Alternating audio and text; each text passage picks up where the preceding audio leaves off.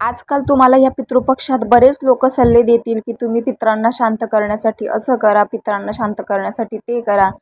तर मी तुम्हाला सांगते की तुमची पित्र तुमचं कधीच वाईट चिंतत नसतात.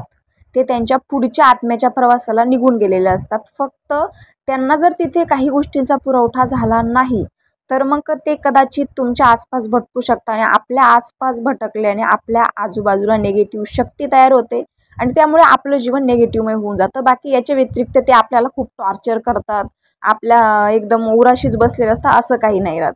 तर आपण काय काय केलं पाहिजे ही थोडक्यात यादी मी सांगणार आहे. आपली सहज सोपी दैनंदिन नित्यक्रम करीत राहा.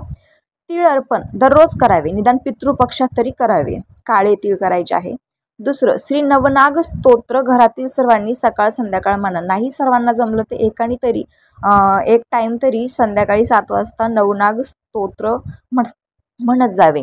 3, घराच्या नैऋत्य दिशेत म्हणजे आतील बाजूस दररोज संध्याकाळी सूर्यास्तानंतर एक मोहरीचं तेल हे पितृपक्षात खूप महत्त्वाचं आहे. तुम्ही साधा तेलाचा दिवाही लावत असाल बाहेर कुठे जर पितरांच्या नावाने तर तो मोहरीच्या तेलाचा असावा. निरंजन असला तरी चालतोय. दिवा थेट जमिनीवर ठेवावा. हा दैनंदिन नित्यक्रम 15 दिवस तरी तुम्हाला करायचा आहे. नाहीच तर सर्व पितृ अमावस्येला तरी करा. 4, सकाळची न्याहारी नाश्ता दुपारच्या जेवणातील 1-2 घास बाजूला काढून ठेवणे. हे आपल्याला स्वतःलाच आत्मीयता पाहिजे की आपले पितृ तृप्त होण्यासाठी आपण निदान आपल्या जेवणाच्या सुरुवातीलाच 1 घास साईडला पशुपक्ष्यांना पण देऊ शकता खायला, किंवा आपण पितरांच्या नावाने काढून ठेवू शकता जेणेकरून त्या मुंग्या वगैरे खातील म्हणून. 5, रात्रीच्या जेवणातील 1-2 घास वास्तुपुरुषास स्वयंपाकघरात किंवा चुलीजवळ गॅसजवळ एखाद्या कागदावर रात्रीचे ठेवून देणे. तो घास सकाळी केराच्या टोपलीत डस्टबिनमध्ये टाकून द्यावा.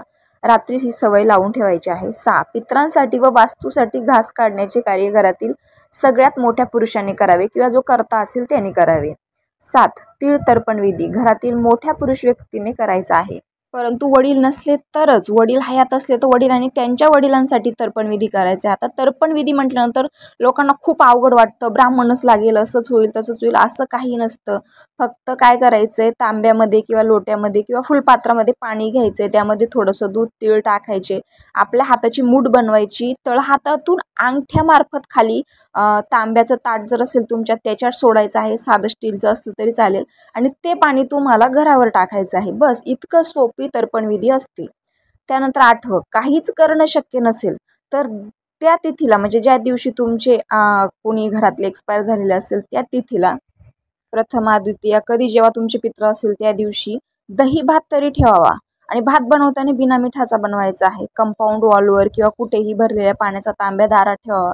नंतर ते पाणी बाहेर झाडांना घालावं. म्हणजे निदान तुम्ही पितरांच्या नावाने काहीतरी केलंय असं राहतं तुम्हाला जर काहीच करणं शक्य नसेल तर.